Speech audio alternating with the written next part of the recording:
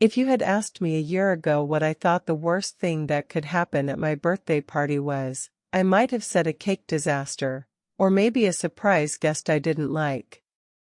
I never would have imagined the truth. I never would have guessed that the person I trusted most in the world, the man I built my life around, would be the one to shatter everything I thought I knew. But that's exactly what happened. My name is Julia, and this is the story of how my husband's secret family showed up at my birthday and how he thought I'd never find out. It started like any other birthday. I woke up to the sound of birds outside our window, the soft morning light filtering through the curtains. My husband, Daniel, was already up, bustling around in the kitchen. I could hear the clatter of pans and the low hum of his voice as he sang along to the radio. For a moment, I let myself believe that everything was perfect. I let myself believe that the man I loved was exactly who he said he was. He brought me breakfast in bed, fluffy pancakes, fresh strawberries, and a cup of coffee just the way I liked it. He kissed my forehead and wished me happy birthday, his eyes crinkling at the corners in that way that always made my heart flutter. "I have a surprise for you tonight," he said, his voice warm and full of promise. "You're going to love it." I smiled, feeling a rush of affection.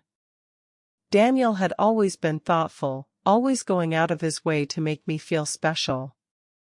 We'd been married for 12 years, and while we'd had our ups and downs, I'd never doubted his love for me. Not once. Looking back, I wonder if that was my first mistake, trusting too easily, loving too blindly. The day passed in a blur of phone calls and messages from friends and family. My sister, Emily, called to remind me that she'd be bringing her famous chocolate cake to the party. My parents sent flowers, and my best friend, Lila, texted a string of silly memes to make me laugh. I felt loved, cherished, surrounded by people who cared about me. I had no idea that everything was about to change. That evening, Daniel insisted on handling all the party preparations. "You just relax," he said, waving me off when I tried to help set the table. "Tonight is all about you." I let him fuss over the decorations, the food, the music. I let myself believe that I was the luckiest woman in the world. The guests started arriving around 7. The house filled with laughter and the clinking of glasses, the scent of Emily's cake mingling with the savory aroma of Daniel's homemade lasagna. I moved from group to group, hugging friends, catching up with relatives, feeling a warm glow settle in my chest. Daniel was never far from my side, his hand resting lightly on my back, his smile easy and genuine. At 8:30, Daniel tapped his glass and called for everyone's attention. "I have a special surprise for Julia," he announced, his eyes shining with excitement. "Someone very important is here tonight." I looked around, puzzled. I thought I knew everyone in the room. The doorbell rang. Daniel grinned and hurried to answer it. The room fell silent as he opened the door, and in walked a woman I'd never seen before. She was tall, elegant, with dark hair pulled back in a sleek ponytail. Beside her stood a teenage boy, maybe 15 or 16, his features eerily familiar. And behind them, a little girl clung to the woman's hand, her wide eyes scanning the room. For a moment, no one spoke. The woman smiled, a tight, brittle smile, and looked straight at me. "Hello, Julia," she said. "I'm Olivia. This is my son, Ethan, and my daughter, Lily." She paused, her gaze flicking to Daniel. "We're here to see Daniel." A cold wave of confusion washed over me. I looked at Daniel, expecting him to laugh, to explain, to tell me this was some elaborate joke. But his face had gone pale, his eyes wide with shock. He opened his mouth, closed it, then looked away. The silence stretched, heavy and suffocating. My guest shifted uncomfortably, glancing from me to Daniel to the strangers in the doorway. I felt the room tilt, the ground slipping out from under me. Daniel? I whispered, my voice barely audible. He didn't answer. Olivia stepped forward, her expression softening. I'm sorry to do this on your birthday, Julia. But I couldn't wait any longer. You deserve to know the truth. The truth. The word echoed in my mind, sharp and jagged. I stared at Daniel, willing him to say something, anything. But he just stood there, frozen, his hands clenched at his sides. Olivia took a deep breath. Daniel and I were together for 10 years. We have 2 children. He's been living a double life, Julia. I thought you should know. The room erupted in whispers, gasps, the clatter of a dropped glass. My heart pounded in my chest, a wild, desperate rhythm. I felt dizzy, sick, as if I might faint. I looked at Daniel, searching his face for denial, for anger, for anything that would make this nightmare go away. But all I saw was guilt. I wanted to scream, to run, to disappear. But I couldn't move. I couldn't breathe. The world had narrowed to a single, unbearable point. The man I loved, the man I trusted, had betrayed me in the worst possible way. The room was a blur of faces, some shocked, some pitying, some just awkwardly looking away. I could hear my sister Emily's voice somewhere behind me, a soft, worried Julia, but I couldn't answer. My mind was racing, trying to make sense of what I was seeing, what I was hearing. Daniel's secret family. His other life. The words didn't fit together, didn't make sense. I felt like I was watching a movie, some cruel drama where the main character was about to wake up and realize it was all a bad dream. But this was no dream. Olivia's hand was trembling as she reached for her daughter, who clung to her side, eyes wide and frightened. The boy, Ethan, stood stiffly, his jaw set, refusing to look at anyone. I could see now that he had Daniel's eyes, the same deep brown, the same shape. My stomach twisted. Daniel finally spoke, his voice hoarse. Olivia, please. Not here. Not like this. He looked at me, his face crumpling. Julia, I held up a hand, stopping him. I didn't want to hear it. Not now. Not in front of everyone I loved. I turned to Olivia, my voice shaking. How long have you known about me? She hesitated, glancing at Daniel. A year. Maybe a little more. I found out by accident. I saw a message on his phone, a photo of you 2 together. At first, I thought you were just a friend, but then I realized he was living 2 lives. I tried to confront him, but he always had an excuse. He said he'd fix it, that he'd tell you, but he never did. I'm sorry, Julia. I really am. I wanted to hate her, to blame her, but I could see the pain in her eyes. She was as much a victim as I was. Maybe more. She'd been living with this secret, this lie, for who knows how long. I looked at Daniel, my voice barely more than a whisper. Is it true? He nodded, tears streaming down his face. I'm so sorry, Julia. I never wanted to hurt you. I never wanted any of this. The room was silent except for the sound of my own breathing, ragged and uneven. I felt Emily's hand on my shoulder, grounding me, keeping me from collapsing. I wanted to run, to hide, to scream at Daniel, at Olivia, at the universe for doing this to me. But I couldn't move. I was frozen, trapped in this moment of betrayal. Someone cleared their throat. It was Lila, my best friend, her eyes blazing with anger. Maybe you should all leave, she said, her voice cold. Julia doesn't need this right now. Olivia nodded, her face crumpling. I'm sorry. I couldn't keep living a lie. I thought you deserved to know. She turned to go, her children following her, but I stopped her. Wait. My voice was stronger now, steadier. I want to talk. Not here. Not now. But soon. I need to understand. She nodded, her eyes shining with tears. Of course. Whenever you're ready. They left, the door closing softly behind them. The room was silent for a long moment, everyone unsure of what to do or say. Finally, Emily spoke, her voice gentle. Julia, do you want to go upstairs? I can take care of everyone here. I nodded, numb.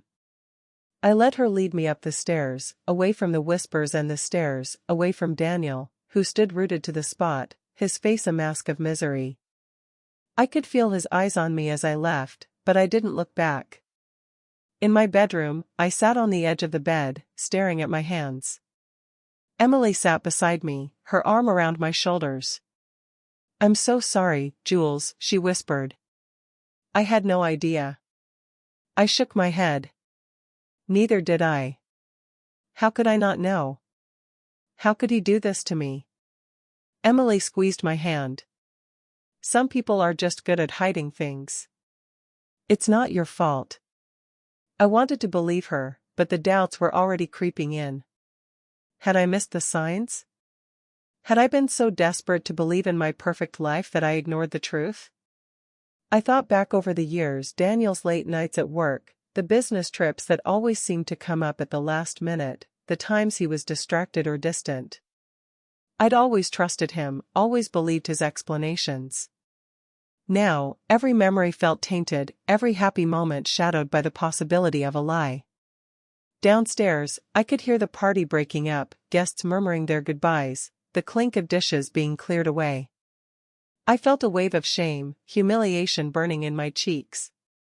My birthday, the day that was supposed to be about me, had become a spectacle, a public unraveling of my marriage. Emily stayed with me until the house was quiet. She brought me a glass of water, sat with me in silence, her presence a small comfort in the chaos. When she finally left, I was alone with my thoughts, the weight of what had happened pressing down on me. I didn't sleep that night. I lay awake, staring at the ceiling, replaying the evening over and over in my mind.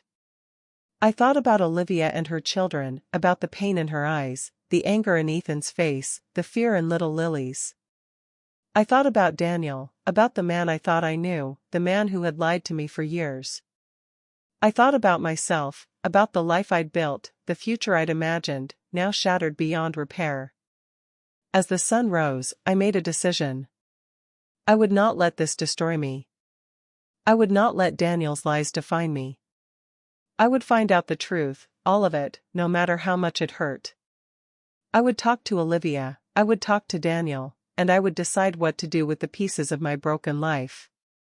The morning after my birthday, the house felt like a crime scene. Every room was heavy with the memory of what had happened, the air thick with the ghosts of laughter and betrayal.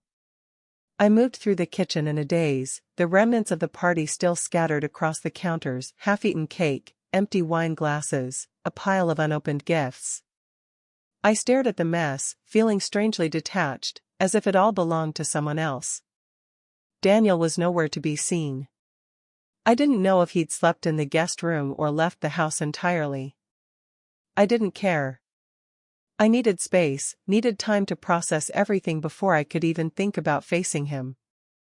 My phone buzzed with messages, friends checking in, family offering support, even a few nosy neighbors fishing for gossip. I ignored them all. I wasn't ready to talk, not yet. Instead, I sat at the kitchen table, my hands wrapped around a mug of cold coffee, and tried to make sense of the chaos. How had I missed it? How had I not seen the signs? I replayed every conversation, every late night, every business trip, searching for the moment when my life had split in two. But there was nothing. Daniel had been careful, meticulous. He'd built his lies on a foundation of trust, and I'd never thought to question him. Around noon, Emily called. "How are you holding up?" she asked, her voice gentle. "I don't know," I admitted. "I feel like I'm floating outside my own life. Do you want me to come over?" I hesitated. "Not right now. I need to be alone. But thank you. Okay. Just call me if you need anything. I mean it, Jules. Anything. I will, I promised, though I wasn't sure I meant it. After we hung up, I forced myself to shower, to get dressed, to do something normal. I needed to feel like myself again, even if only for a moment. I pulled on jeans and a sweater, tied my hair back, and stared at my reflection in the mirror. My eyes were red and puffy, my skin pale. I looked older, somehow, as if the truth had aged me overnight. I sat on the edge of the bed, phone in hand, and scrolled through my contacts until I found Olivia's number. She'd given it to me before she left, pressing a slip of paper into my hand with a look of deep sadness. I stared at the digits, my thumb hovering over the call button. Did I really want to do this? Did I want to hear more, to dig deeper into the wound? But I knew I had to. I needed answers. I dialed the number. It rang twice before she picked up. Hello? Olivia? It's Julia. There was a pause. Hi, Julia. Are you okay? I almost laughed at the question. No. But I need to talk to you. Can we meet? Of course. Whenever you want. We agreed to meet at a small cafe downtown, a neutral place where we could talk without the weight of our shared history pressing in on us. I arrived early, choosing a table by the window, my hands trembling as I waited. Olivia arrived a few minutes later, looking tired and drawn. She wore no makeup, her hair pulled back in a messy bun, her eyes shadowed with exhaustion. Thank you for meeting me, I said as she sat down. She nodded. I'm sorry, Julia. I really am. I never wanted to hurt you. I shook my head. This isn't your fault. I need to understand. How long has this been going on? She took a deep breath. I met Daniel 15 years ago. We were both young, just starting out. We fell in love, or at least I thought we did. We had Ethan first, then Lily. Things were good, for a while. But then he started pulling away. He said work was busy, that he had to travel more. I believed him. I wanted to believe him. She looked down at her hands, twisting a napkin between her fingers. About 5 years ago, I started to suspect something. He was gone more often, always distracted when he was home. I found receipts for things I didn't recognize: restaurants, hotels, gifts. When I confronted him, he always had an explanation. I wanted to trust him, but I couldn't shake the feeling that something was wrong. I listened, my heart aching. And then you found out about me. She nodded. Last year. I saw a photo on his phone of you and him at some event. He said you were a colleague, a friend. But I knew. I started digging, and I found everything. Your wedding photos, your social media, your life together. I was devastated. I confronted him again, and he finally admitted it. He said he loved us both, that he couldn't choose. I told him he had to, but he kept stalling, making promises he never kept. I felt a surge of anger, not at Olivia, but at Daniel. How could he do this to us? How could he live 2 lives, love 2 women, raise 2 families, and think he could keep it all hidden? Why did you come last night? I asked, my voice trembling. She looked at me, her eyes shining with tears. Because I couldn't take it anymore. I couldn't keep pretending. I thought you deserved to know the truth. I thought maybe, if you knew, we could both move on. I nodded, swallowing hard. Thank you for telling me. I wish it hadn't happened the way it did, but... Thank you. We sat in silence for a moment, the weight of our shared pain hanging between us. Finally, Olivia spoke. What are you going to do? I shook my head. I don't know. I need to talk to Daniel. I need to hear his side. But I can't promise I'll forgive him. I don't even know if I want to. She nodded, understanding. If you ever want to talk, I'm here. I know what it's like to feel alone in this. I managed a small smile. Thank you. I might take you up on that. We parted with a hug, two women bound by betrayal, by the lies of the same man. As I walked back to my car, I felt a strange sense of relief. The truth was out, ugly and painful, but at least it was real. At least I wasn't alone in my confusion anymore. When I got home, the house was silent. Daniel's car was in the driveway, but I didn't see him in the living room or kitchen. I stood in the entryway for a long moment, keys in hand, listening to the faint hum of the refrigerator and the distant tick of the hallway clock. I felt like an intruder in my own life, as if I'd stepped into someone else's story and didn't know my lines. I found Daniel in the backyard, sitting on the old wooden bench beneath the maple tree. He looked up as I approached, his face drawn and pale, eyes rimmed red. For a moment, neither of us spoke. The silence between us was thick, heavy with everything unsaid. Finally, I sat down beside him, leaving a careful space between us. I stared at the grass, at the way the sunlight dappled the ground, and tried to steady my breathing. I talked to Olivia, I said quietly. He nodded, swallowing hard. I figured you would. I waited, but he didn't say anything else. I turned to look at him, searching his face for the man I thought I knew. Why, Daniel? Why did you do this? He closed his eyes, rubbing his hands over his face. I don't know. I wish I had a good answer. I never meant for any of this to happen. When I met you, I was already with Olivia. Things were complicated. We were having problems, and I felt lost. Then I met you, and you made me feel alive again. I thought I could handle it, that I could keep both lives separate. I told myself I was protecting everyone, that I was keeping you both happy. But I was just lying to myself. I shook my head, anger flaring in my chest. You weren't protecting anyone. You were protecting yourself. You lied to me, to Olivia, to your children. You built your happiness on a foundation of lies. He flinched, tears spilling down his cheeks. I know. I know I don't deserve your forgiveness. I know I've ruined everything. But I love you, Julia. I always have. I stared at him, searching for the truth in his words. Do you love her? He hesitated, then nodded.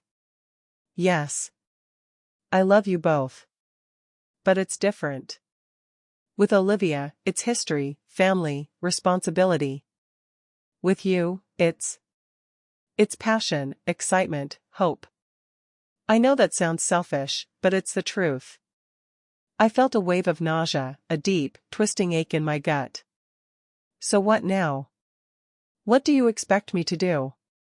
Pretend this never happened? Share you with another family? He shook his head, desperation in his eyes. No. I know I can't ask that. I know I've lost your trust. I want to make things right, if I can. I want to be honest, finally. I'll do whatever you want, Julia. I'll leave, if that's what you need. I'll give you space. I'm so sorry. I looked away, blinking back tears. I wanted to scream at him, to hit him, to make him feel even a fraction of the pain he'd caused me. But I was too tired, too broken. I need time, I said finally. I need to figure out what I want. I can't make any promises. He nodded, wiping his eyes. Take all the time you need. I'll stay at a hotel, give you space. I didn't answer. I stood up, my legs shaky, and walked back into the house. I closed the door behind me and leaned against it, letting the tears come. I cried for the life I'd lost, for the love that had been a lie, for the future that would never be. The next few days passed in a blur. Daniel moved out, leaving me alone in the house we'd shared for over a decade. I went through the motions: work, errands, phone calls with Emily and Lila, but everything felt distant, unreal. I avoided social media, unable to face the questions, the pity, the gossip. I ignored Daniel's texts, unread and unanswered. One evening, as I sat on the couch staring at the blank television screen, my phone buzzed. It was a message from Olivia. "Ethan wants to talk to you. He has questions.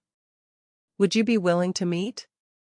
I hesitated, my heart pounding. I barely knew Ethan, but I could imagine the confusion and anger he must be feeling. I agreed, and we arranged to meet at a park near their house. The next afternoon, I arrived at the park, my stomach in knots. Olivia and Ethan were waiting on a bench by the playground. Olivia gave me a small, grateful smile, then stepped aside to give us privacy. Ethan sat stiffly, his hands shoved deep in his pockets. He didn't look at me at first, just stared at the ground. "I'm sorry about your birthday," he mumbled. I shook my head. "You don't have to apologize. None of this is your fault." He looked up, his eyes dark and stormy. "Did you know about us?" I shook my head again. "No. I had no idea. I thought your dad was just my husband. I didn't know he had another family." Ethan's jaw tightened. "He lied to you, too." "Yes. He did." We sat in silence for a moment, the sounds of children playing in the background. Finally, Ethan spoke again. "Are you going to forgive him?" I sighed, the question heavy in the air. "I don't know. I'm still trying to figure that out." He nodded, looking away. "I don't think I can. Not for a long time." I reached out, placing a gentle hand on his arm. "That's okay. You don't have to. You just have to take care of yourself, and your sister, and your mom. That's what matters now." He nodded, his shoulders relaxing a little. "Thanks." We sat together for a while, watching the sun dip below the trees, the world moving on even as ours had stopped. When I left, Olivia hugged me, her eyes full of gratitude and sorrow. As I drove home, I realized that healing would take time. That forgiveness, if it ever came, would not be easy. But for the first time since my birthday, I felt a glimmer of hope, a sense that maybe, just maybe, I could rebuild my life from the ashes of Daniel's lies. The days that followed were a strange mix of numbness and raw, aching emotion. I found myself drifting through routines, sometimes forgetting for a moment what had happened, only to be hit by the memory like a punch to the chest. I'd reach for my phone to text Daniel about something trivial, a funny meme, a grocery list, a reminder about the leaky faucet, then stop, the reality crashing back down. My husband had a secret family. My marriage was a lie. Emily checked in every day, sometimes bringing over dinner, sometimes just sitting with me in silence. Lila came by with a bottle of wine and a stack of old movies, determined to make me laugh, even if only for a few minutes. Their presence was a lifeline, a reminder that I wasn't completely alone, even as I felt adrift. One evening, as I was sorting through a box of old photos, I found myself staring at a picture of Daniel and me on our honeymoon. We looked so happy, so in love, arms wrapped around each other on a sunlit beach. I traced the outline of his face with my finger, searching for signs of the man he would become, the man who could lie so easily. I wondered if he'd ever really loved me, or if I'd just been a convenient escape from his other life. The questions gnawed at me, keeping me awake at night. I replayed every conversation, every argument, every moment of doubt. Had I missed the signs? Had I ignored my instincts? Or had Daniel simply been that good at hiding the truth? I started seeing a therapist, hoping to make sense of the chaos inside my head. Dr. Patel was calm and kind, her office a safe haven where I could unravel my thoughts without fear of judgment. Listened as I poured out my story, her eyes full of empathy. "It's normal to question everything right now," she said gently. "Betrayal shakes the foundation of our reality. But remember, his choices are not a reflection of your worth. You are not responsible for his lies." I nodded, tears slipping down my cheeks. "I just feel so stupid. How could I not have known?" "Trust is not stupidity, Julia. It's a gift we give to those we love. It's not your fault he abused that gift." Her words were a balm, soothing the raw edges of my pain. I left her office feeling lighter, as if I'd set down a burden I'd been carrying for too long. Meanwhile, Daniel continued to reach out, texts, emails, even a letter left in the mailbox. He apologized over and over, begging for a chance to explain, to make things right. I ignored most of his messages, unsure if I was ready to hear his voice, to face the man who had broken my heart. One afternoon, I found myself standing in front of the hotel where he was staying. I hadn't planned to go, but my feet had carried me there, driven by a need for closure, for answers. I took a deep breath and walked inside, my heart pounding. Daniel was waiting in the lobby, his face lighting up with hope when he saw me. He stood, uncertain, as if afraid I might turn and run. "Julia," he said softly. I nodded, my voice steady. "We need to talk." We sat in a quiet corner, the hum of conversation around us a distant backdrop.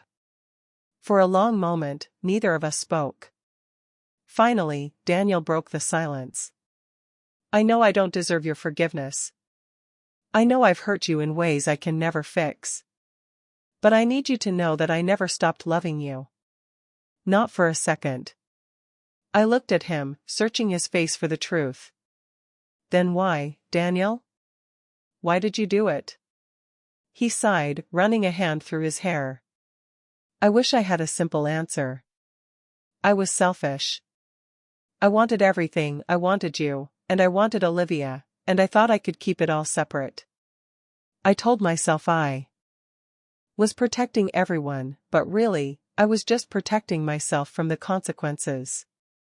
I was afraid of losing you, afraid of losing the life we built. I kept thinking I'd find a way out, that I'd make a choice, but I never did. And now I've lost everything." His words hung in the air, heavy with regret. I felt a flicker of anger, but also a strange sense of relief. At least he wasn't making excuses. At least he was finally being honest. "I can't go back, Daniel," I said quietly. "I can't pretend this never happened. I don't know if I can ever trust you again."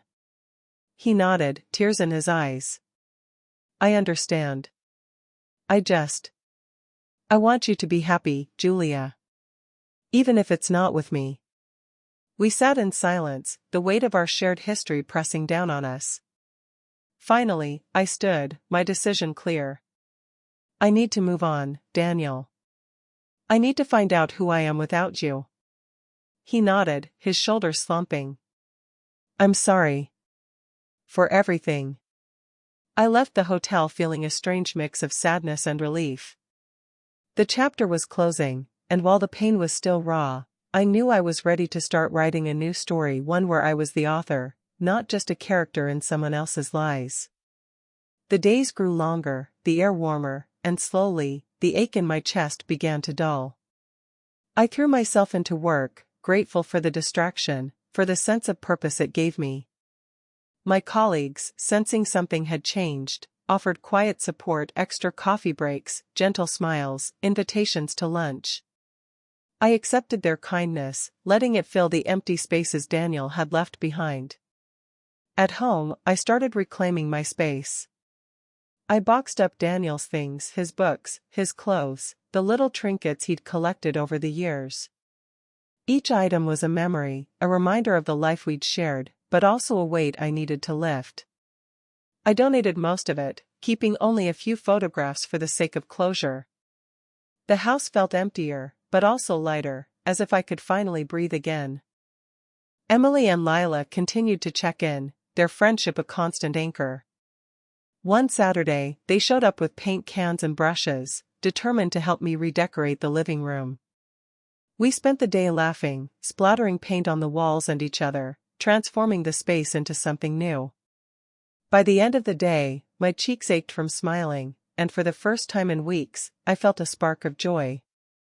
In the evenings, I found solace in small routines, watering the plants, reading on the porch, taking long walks through the neighborhood. I discovered a quiet strength in solitude, a sense of peace I hadn't known I was missing. I started journaling, pouring my thoughts onto the page, untangling the knots of grief and anger and hope.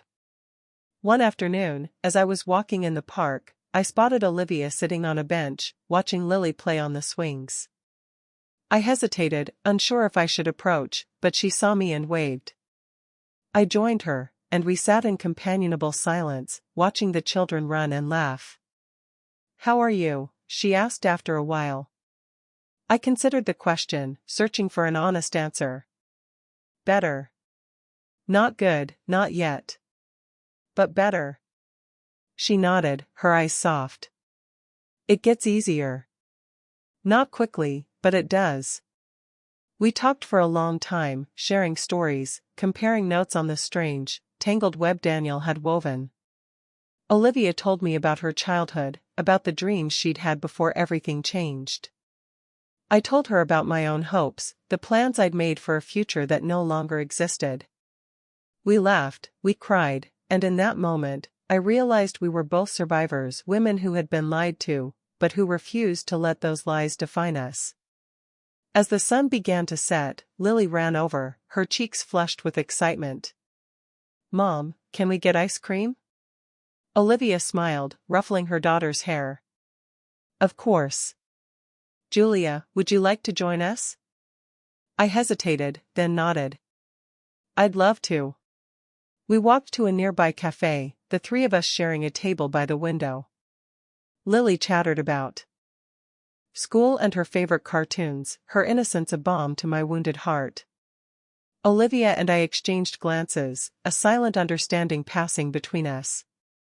We were building something new, not a friendship, not yet, but a sense of solidarity, of shared experience. Afterward, as we said our goodbyes, Olivia hugged me tightly. "Thank you," she whispered. "For listening. For not blaming me." I hugged her back, feeling a surge of gratitude. "Thank you for telling me the truth. I think we both needed it." That night, I sat on my porch, watching the stars blink into existence. I thought about the future, about the possibilities that lay ahead, about the woman I was becoming. I knew the road would be long, that there would be setbacks and hard days, but for the first time, I felt hopeful. I was learning to trust myself again, to believe in my own strength. A few days later, I received a letter from Daniel. It was handwritten, the pages filled with apologies and explanations, with memories of our life together. He wrote about his regrets, about the pain he'd caused, about his hope that I would find happiness. I read it once, then tucked it away in a drawer. I didn't need his words to move forward. I was writing my own story now. As the weeks passed, I found myself smiling more, laughing more, rediscovering the things that brought me joy. I took a pottery class, joined a book club, started volunteering at a local animal shelter. I made new friends, built new routines, and slowly, the wounds began to heal. One evening, as I walked home from the shelter, I realized I was no longer defined by Daniel's betrayal. I was more than his wife, more than his victim. I was Julia, strong, resilient, and ready to embrace whatever came next. Summer faded into autumn, and with the change in seasons came a subtle shift inside me. The pain of Daniel's betrayal was still there, but it no longer consumed me. It was a scar, not an open wound, a reminder of what I'd survived, not a definition of who I was. I found myself looking forward to small things, the crunch of leaves underfoot, the smell of cinnamon in my morning coffee, the laughter of children walking home from school. One Saturday, Emily invited me to a family picnic at the lake. I hesitated at first, worried about the questions, the sideways glances, the well-meaning but awkward attempts at comfort. But Emily was persistent, and in the end, I agreed. I packed a basket with sandwiches and fruit, put on my favorite sweater, and drove out to the lake, determined to reclaim a piece of my old life. The picnic was a blur of laughter and sunshine. My nieces and nephews dragged me into a game of tag, their energy infectious. Emily's husband manned the grill, flipping burgers and telling terrible jokes. For a few hours, I forgot about everything else. I was just Julia, sister, aunt, friend. Not the woman whose husband had a secret family, not the subject of whispered gossip. As the sun began to set, Emily and I sat on a blanket by the water, watching the sky turn pink and gold. She nudged me gently. "You seem lighter," she said. "Happier." I smiled, surprised to realize it was true. "I think I am. Or at least, I'm getting there." She squeezed my hand. "I'm proud of you, Jules. You've been through hell, but you're still standing." I looked out at the water, the surface smooth and calm. Some days I still feel lost. But I'm learning to be okay with that. I don't have to have all the answers right now. Emily nodded. "You don't. Just take it one day at a time." We sat in comfortable silence, the sounds of the picnic fading into the background. I felt a sense of peace, a quiet certainty that I was on the right path. In the weeks that followed, I continued to rebuild. I redecorated the guest room, turning it into a cozy reading nook. I started running in the mornings, the rhythm of my feet on the pavement a meditation. A way to clear my mind. I spent more time with friends, accepting invitations I would have once turned down.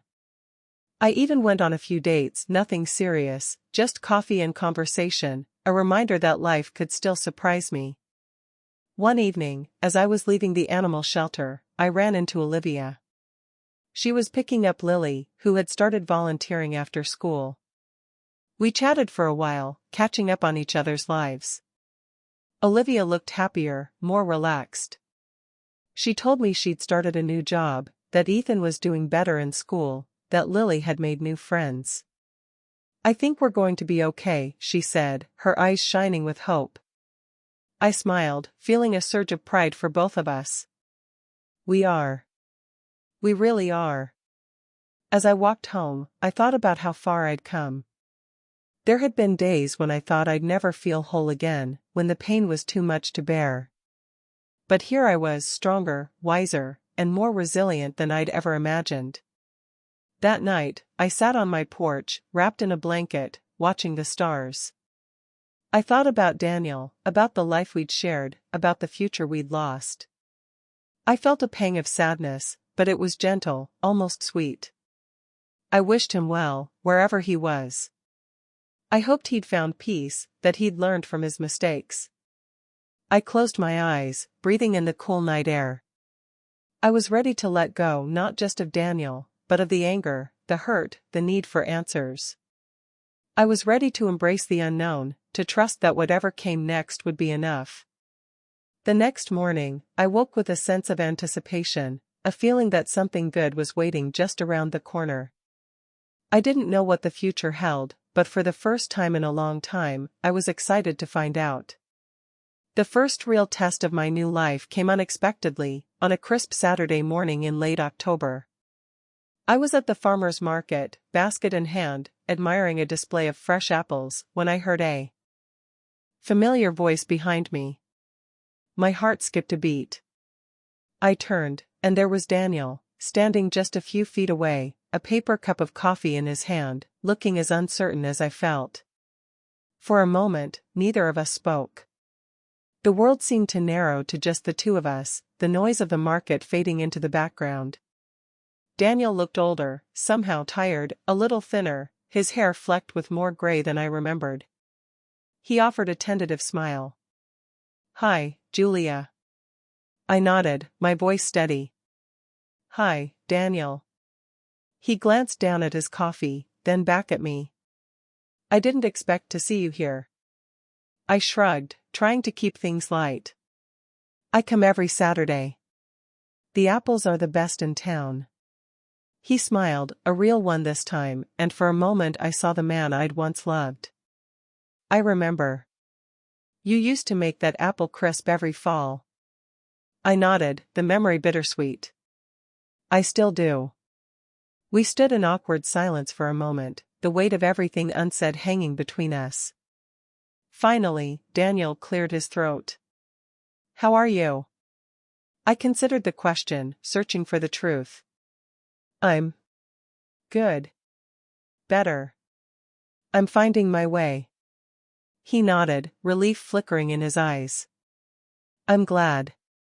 You deserve to be happy, Julia. I looked at him, really looked at him, and realized that I no longer felt anger or resentment. There was sadness, yes, but also acceptance. We were two people whose lives had been intertwined, whose choices had led us down different paths. I didn't need anything from him, not an apology, not an explanation. I was whole, with or without him. Thank you, I said softly. I hope you're doing okay, too. He hesitated, then nodded. I'm trying. It's hard. But I'm learning. I'm seeing a therapist, trying to be a better father.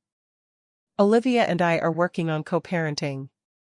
It's not easy, but we're making progress. I smiled, genuinely happy for him. That's good, Daniel. I hope you find what you're looking for. He looked at me, his eyes shining with gratitude. I just want you to know I never meant to hurt you. I nodded, feeling a sense of closure settle over me. I know. And I forgive you. The words surprised me, but as soon as I said them, I felt lighter, as if a weight I'd been carrying for months had finally been lifted. Daniel smiled, tears glistening in his eyes. Thank you, Julia. That means more than you know. We said our goodbyes, and I watched as he disappeared into the crowd, a chapter of my life finally, truly closed. I turned back to the apples, the sun warm on my face, and felt a surge of hope for the future. That afternoon, I invited Emily and Lila over for coffee. We sat on the porch, wrapped in blankets, sipping hot cider and sharing stories.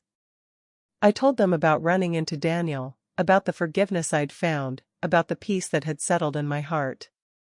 Emily squeezed my hand, her eyes shining with pride. You're amazing, Jules. I hope you know that.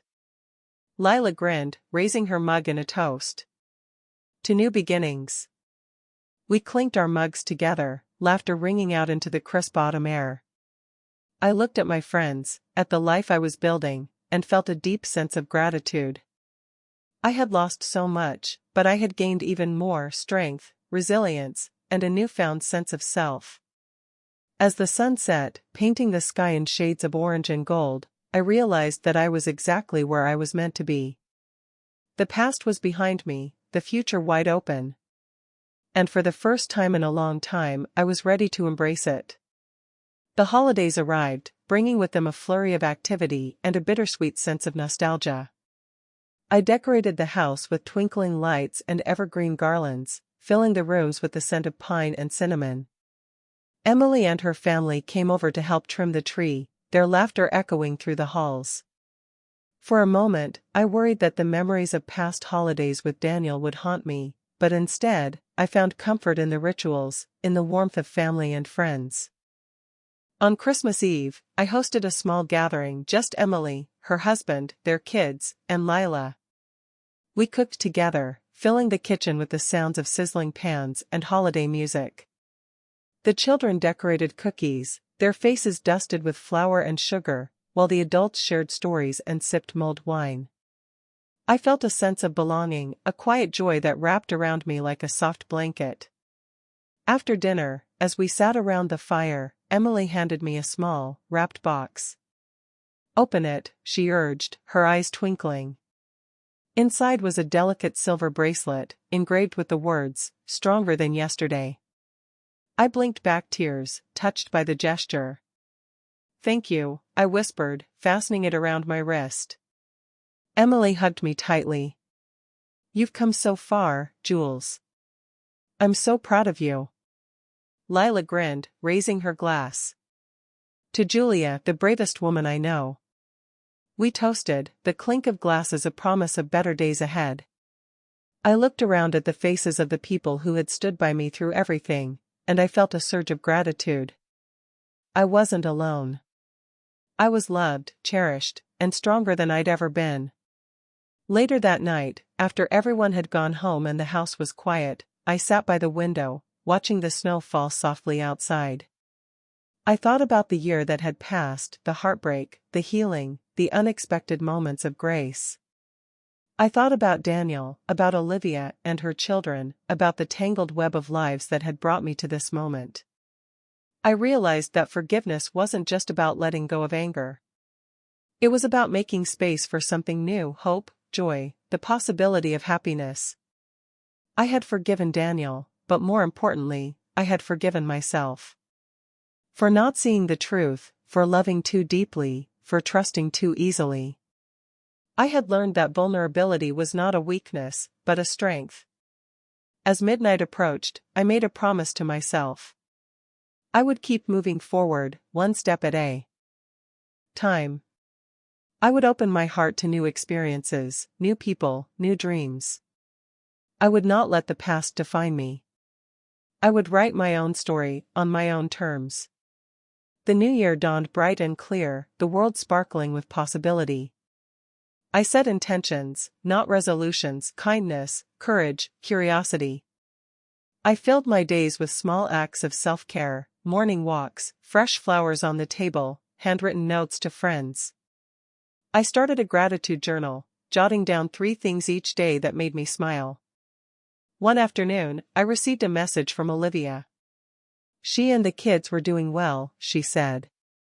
Ethan had joined the school band, Lily was learning to skate. Olivia had started dating someone new, a kind, gentle man who made her laugh. I smiled as I read her words, genuinely happy for her. We made plans to meet for coffee, to catch up and celebrate how far we'd both come. As winter melted into spring, I felt a sense of renewal blossoming inside me. I planted a garden in the backyard, digging my hands into the earth, watching as tiny green shoots pushed through the soil. Each day brought new growth, new color, new life. I realized that I, too, was growing, stronger, braver, more open to the world. One evening, as I sat on the porch watching the stars, I thought about the journey I'd taken. The pain, the loss, the moments of doubt. But also the laughter, the love, the unexpected gifts. I knew there would still be hard days, but I also knew I could face them. I was not the same woman I had been a year ago. I was more resilient, more compassionate, more alive. Spring brought with it a sense of possibility, a gentle reminder that life could begin again. The garden I'd planted became a daily ritual, watering, weeding, watching as the first tulips and daffodils burst into bloom. Each new flower felt like a small victory, a sign that healing was happening, even if it was slow and sometimes invisible. I started spending more time outdoors, exploring the city's parks and trails. On weekends, I'd pack a picnic and a book, finding a quiet spot beneath a tree to read and reflect. Sometimes, I'd bring my journal, scribbling down thoughts and dreams, letting my imagination wander. I found comfort in the simple things, the warmth of the sun on my face, the sound of birdsong, the feel of grass beneath my feet. One Saturday, I joined a local hiking group, eager to meet new people and push myself out of my comfort zone. The group was a mix of ages and backgrounds, all brought together by a love of nature and adventure. I was nervous at first, unsure if I belonged, but the others welcomed me with open arms. We hiked through forests and along rivers, sharing stories and laughter as we went. By the end of the day, I felt lighter, more connected to the world, to others, to myself.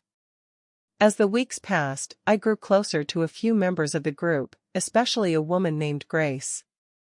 She was a few years older than me, with a quick wit and a kind heart. We bonded over our shared love of books and our mutual experiences with heartbreak. Grace had been through her own storm, a messy divorce, the loss of a parent, and she understood the slow, uneven path of healing. One afternoon, as we sat on a fallen log overlooking a sparkling lake, Grace turned to me and said, "You know, Julia, you're one of the bravest people I've met. It takes courage to start over." I smiled, feeling the truth of her words settle inside me.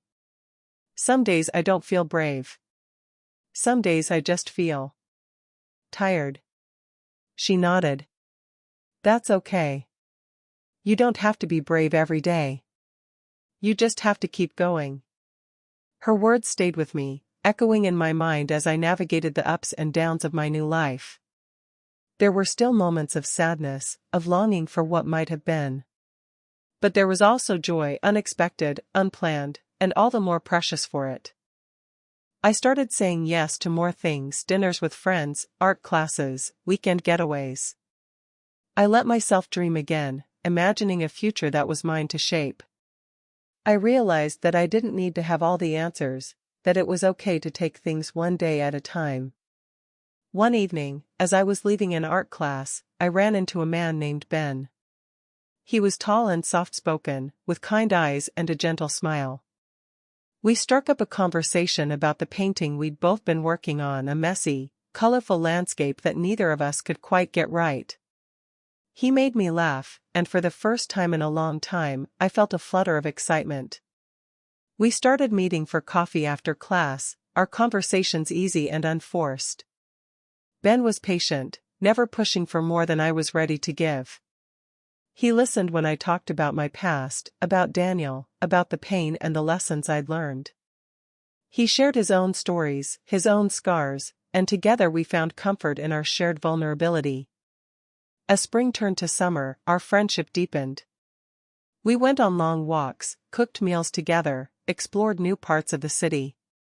There was no rush, no pressure, just two people learning to trust again, to hope again.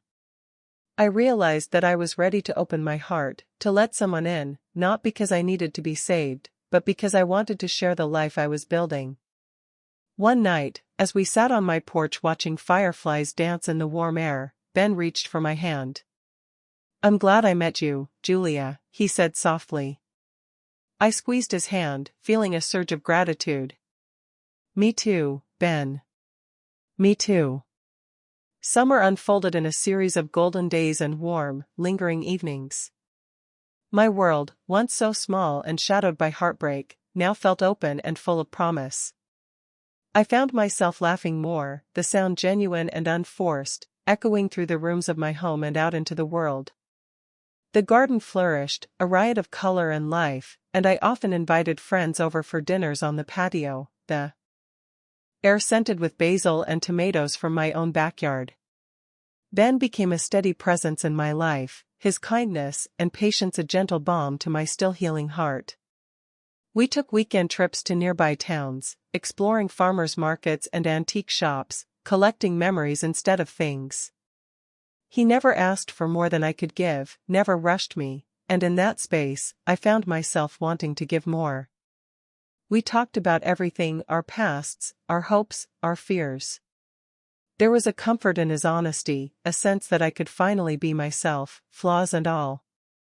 One evening, as we walked along the river, Ben stopped and turned to me, his expression serious.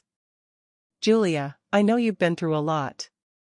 I don't want to push you, but I want you to know that I care about you. I'm here, for as long as you want me to be." I felt tears prick my eyes, not from sadness, but from the overwhelming sense of being seen, of being accepted. "Thank you, Ben. I care about you, too. I'm just still figuring things out." He smiled, squeezing my hand. "We have all the time in the world." As the weeks passed, I realized that love could be quiet, steady, and safe. It didn't have to be a whirlwind or a storm. It could be a gentle breeze, a soft place to land. I let myself fall, slowly, carefully, trusting that this time I would be caught. Meanwhile, my friendship with Olivia deepened. We met regularly for coffee, sharing updates about our lives, our children, our dreams. She told me about her new relationship, about the challenges of blending families, about the joy of rediscovering herself. I shared my own journey, the ups and downs, the moments of doubt and the bursts of happiness. We cheered each other on, two women who had survived the same storm and come out stronger on the other side. Ethan and Lily visited sometimes, their presence a reminder of the tangled web that had once bound us all together. But now, those connections felt less like chains and more like threads, delicate, but unbreakable. We were building something new, something honest. One afternoon, as I sat in the garden with Emily and Lila, sipping iced tea and watching the butterflies flit among the flowers, I realized how much my life had changed. The pain of the past was still there, but it no longer defined me.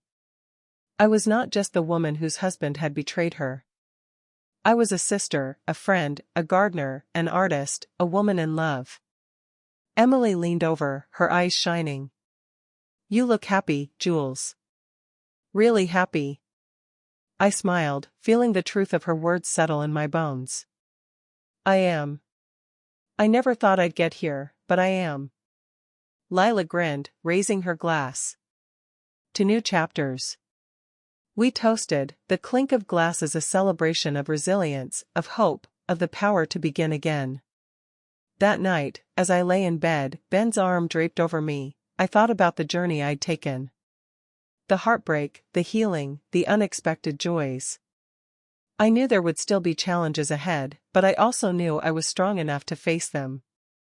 I had rebuilt my life, piece by piece, and in the process, I had discovered a version of myself I never knew existed.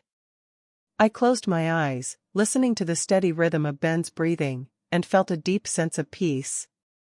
I was home not just in this house, or in this relationship, but in myself. I was exactly where I was meant to be.